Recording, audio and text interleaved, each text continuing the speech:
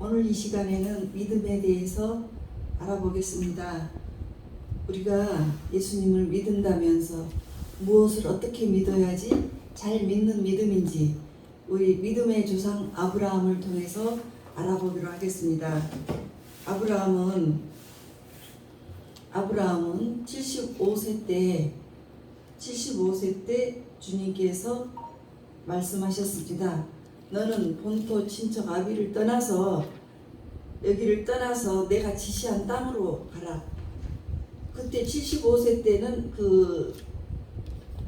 지금도 할아버지지만 그때는 더 할아버지예요.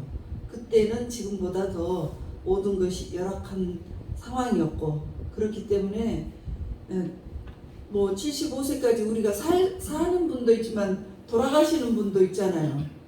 근데 다 살았다 싶었을 때 이제 그때 부르심을 받고 하나님의 말씀을 따라서 갑니다. 여러분 75세 되었을 때 이런 하나님의 말씀을 들을 때 여러분들은 과연 그것에 순종하고 나가시겠습니까? 아브라함은 그렇게 했습니다. 아내와 함께 갔는데 그 아내는 나이가 65세 사레라고 했습니다. 그때 당시에. 그때 메소포타미아 내에 있는 갈대아 우르라는 곳에서 살다가 이제 하나님께서 꿈에 나타나셔요. 창세기 12장 1절에 보면 너는 내가 지시한 땅으로 가라. 너는 내가 지시한 땅으로 가. 그리고 2절 내가 너로 큰 민족을 이루어 내게 복을 주어 내 이름을 창대하게 하리니 너는 복이 될지라. 그래서 이제 그 말을 듣고 4절에 보면 아브라함이 야훼의 말씀을 따라서 출발했습니다. 그런데 어디로 가라는 지시한 구체적인 내용이 없어요. 그냥 무조건 따라간 거예요. 그냥 간 거예요. 어디로 갈 바를 알지 모르고 갔습니다. 그렇게 해서 쭉 가다가 보니까 이제 시간은 계속 흘러가는 거죠. 하나님 아버지께서 하나님께서 떠나라고 했는데 떠나서 가다가 보니까 뭐가 나타나요? 와, 기근이 들었어요. 그 땅에 기근이 들어서 이제 우리가 어디로 가야 되겠다, 다시 가야 되겠다 해서 간 곳이 이집트 땅으로 가게 됐습니다.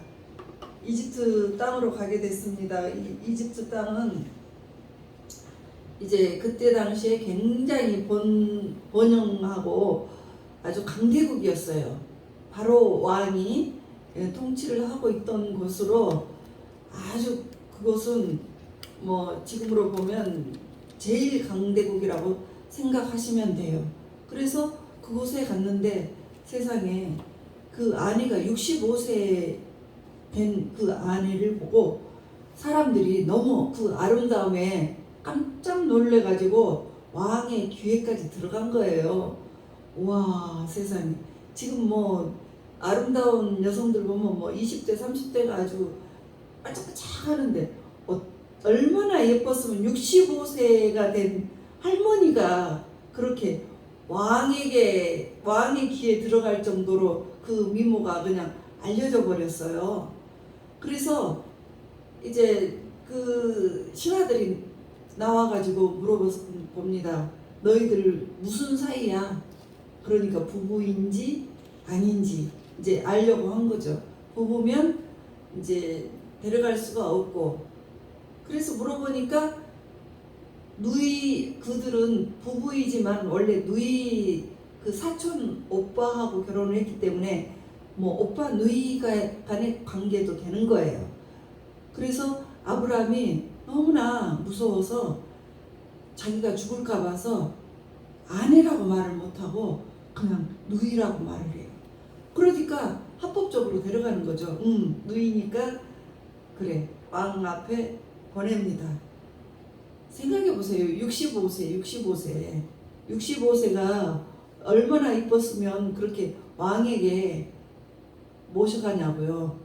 그래서 이제 가다가 지금 모든 일이 이제 이렇게 이제 되나 하고, 참 범민도 그날 밤 얼마나 큰 범민이 있었겠습니까? 서로 밤잠을 자지 못하고 있는 거죠. 봐봐요. 남편이 아내를 다른 남자, 권력이 센 왕에게 뺏기고 나면 잠이 오겠어요? 잠이 옵니까 그날 밤? 잠이 안 올 거 아니에요. 그렇게 범민을 하고 있을 때 이 하나님께서는 바로 왕이 꿈에 나타나셔서 이제 막 혼을 냈습니다.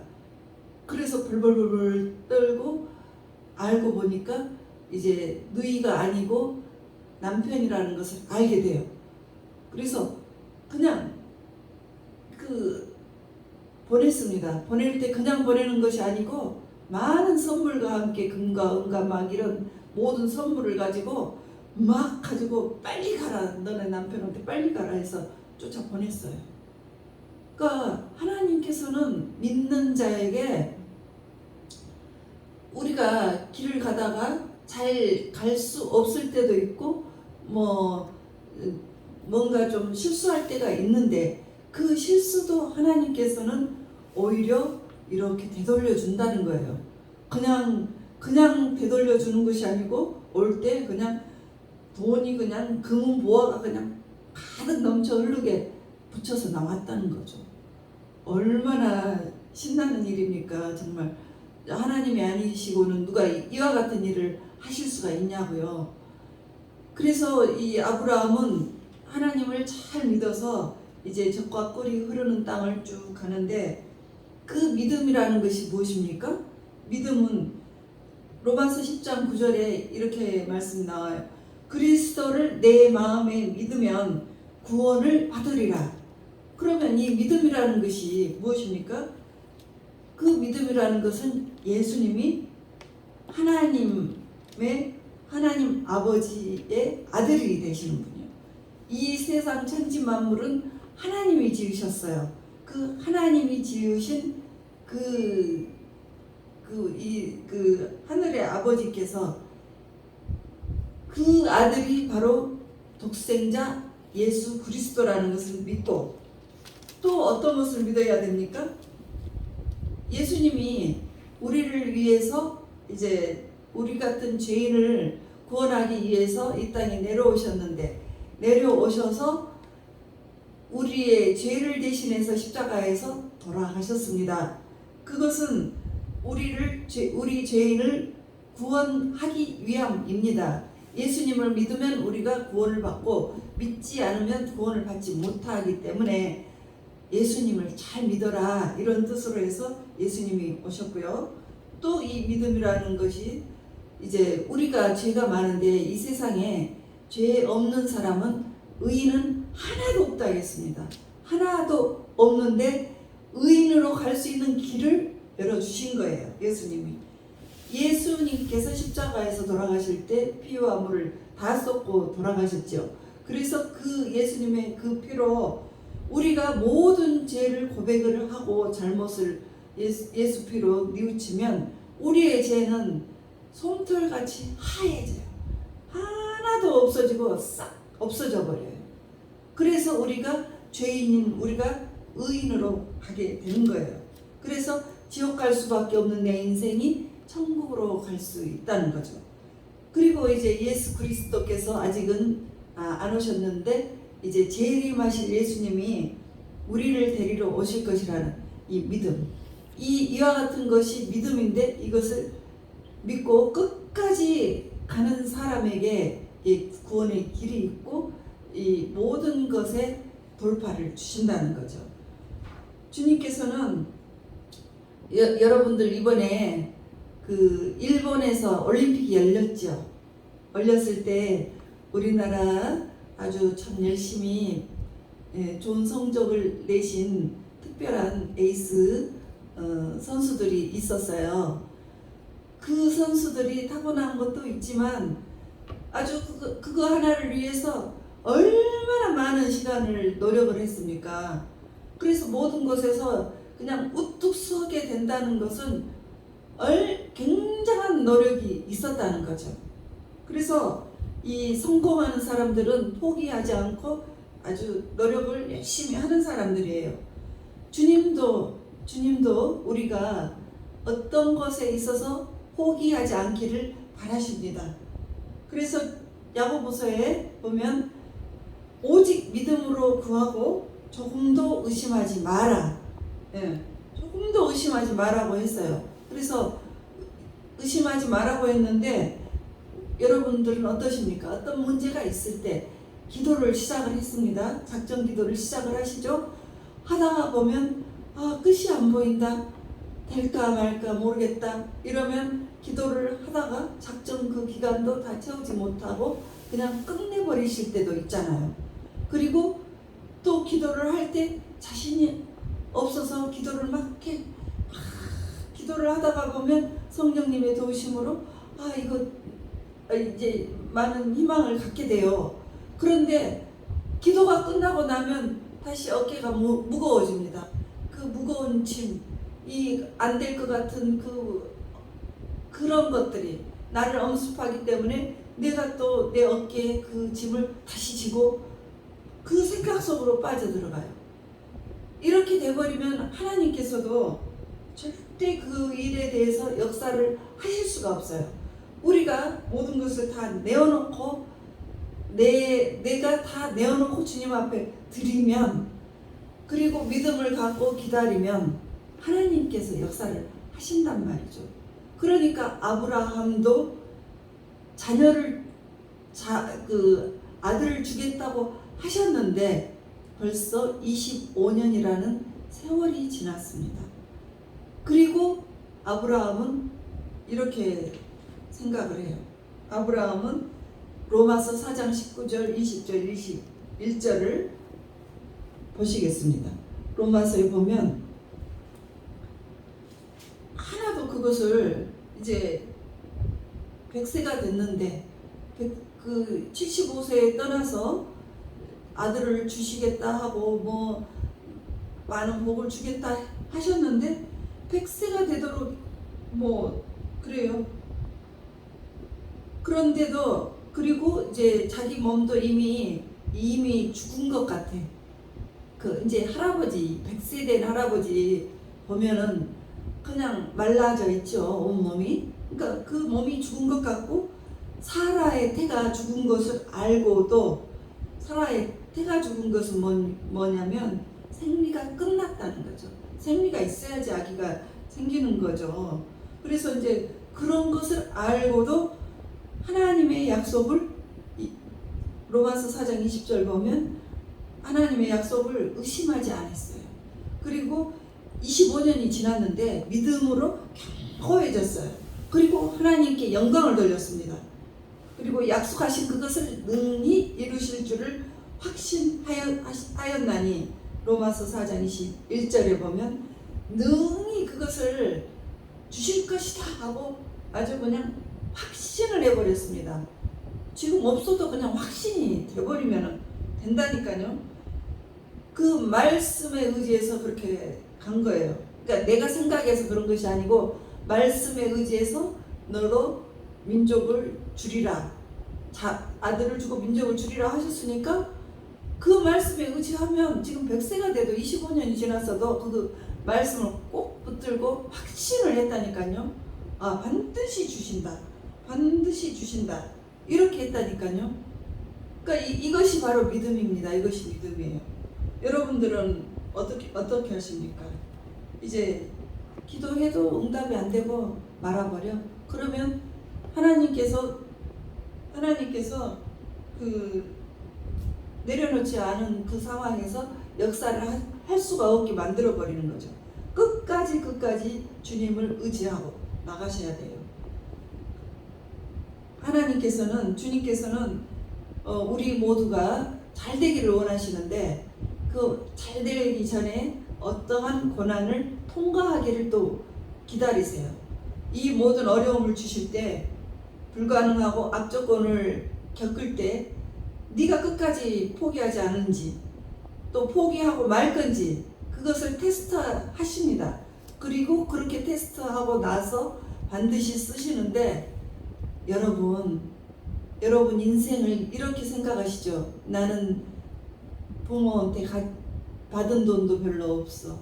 나는 뭐 예쁘지도 않아. 나는 내세울 만한 것도 없어.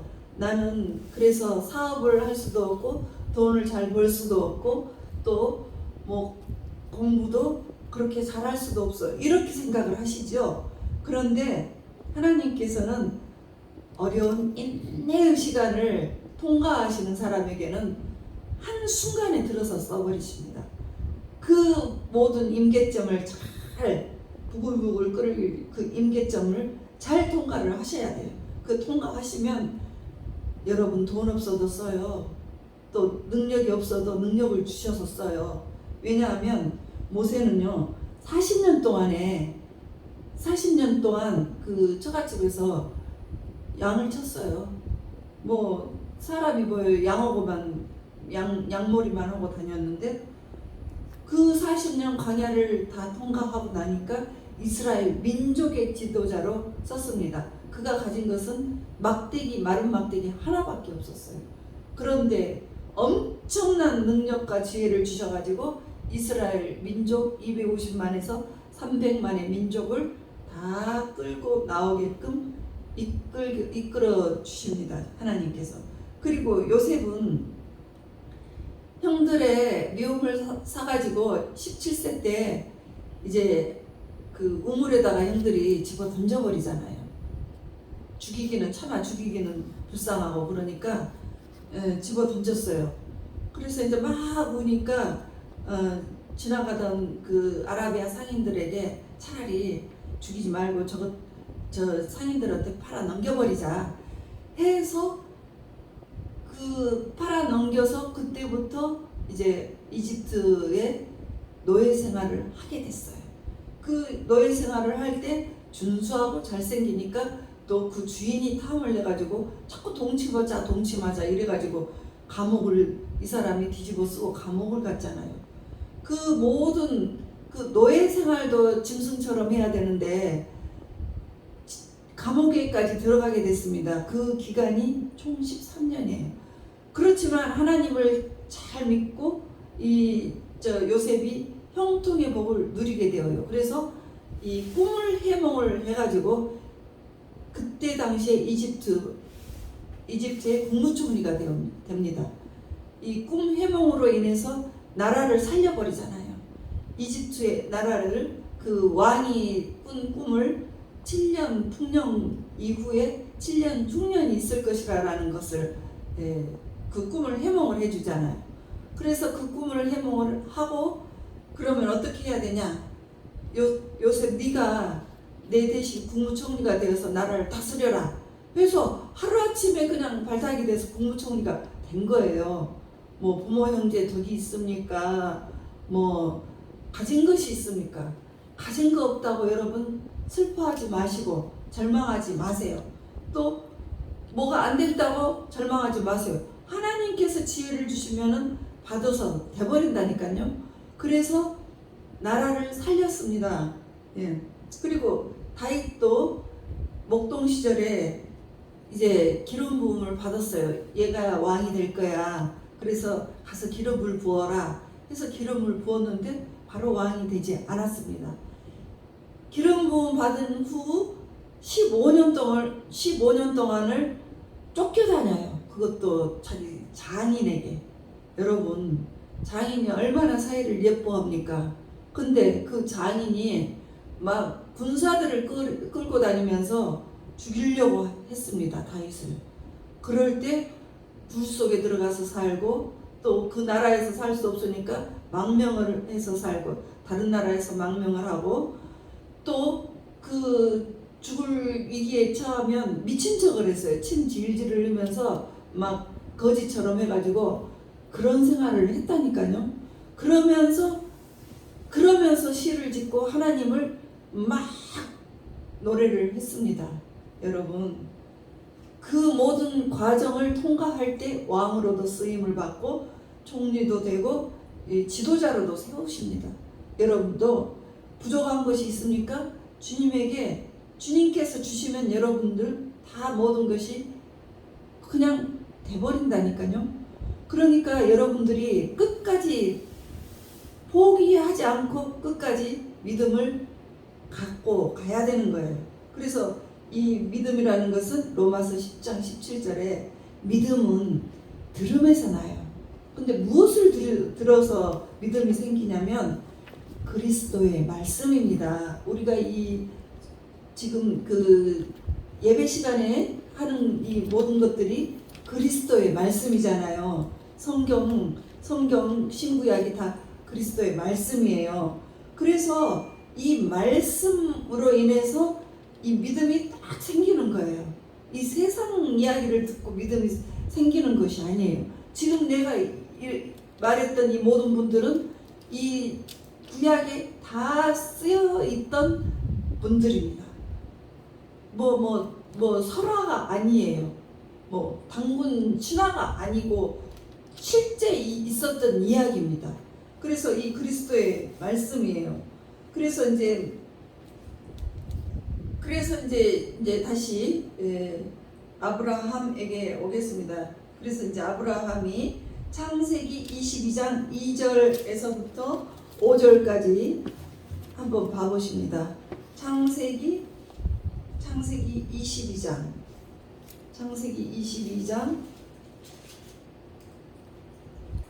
이제 22장 2절부터 이제 하나님께서 네 사랑하는 독자 이삭을 드리라.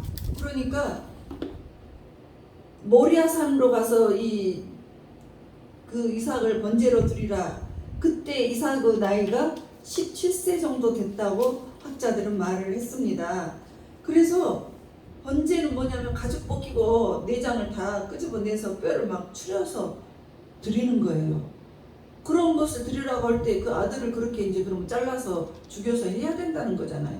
근데 아브라함이 아들과 그 하인들과 함께 아침 일찍이 일어나서 모리아산까지 사흘 길을 막 가요. 와, 어쩌면 그럴 수가 있습니까? 그리고 22장 5절에 아브라함이 종들에게 이렇게 말합니다. 야, 너희들 여기서 기다려. 내가 이 아이와 함께 저기 가서 예배하고, 그러니까 모리아 산에 가서 예배하고 내가 너희에게 돌아오리라. 이렇게 하지 않고 그러면 우리는 누굽니까? 나하고 이삭하고 오겠다는 거죠. 이삭하고 너희에게 돌아오. 번제로 드려야 되는데 죽지 않고 다시 온다는 말이에요. 아브라함에게는 이와 같은 믿음이 있었습니다. 이와 같은 믿음이. 왜냐하면 이미 아들을 통해서 자손을 주신다고 했는데 이 아들을 통해서 아들이 지금 장가도 안 갔잖아요. 17살, 17살. 그러면 그 민족이 어디서 태어나요? 그러니까 만약에 죽인다고 해도 반드시 다시 살리실 것이다 하고 믿은 것입니다. 그래서 이 아브라함이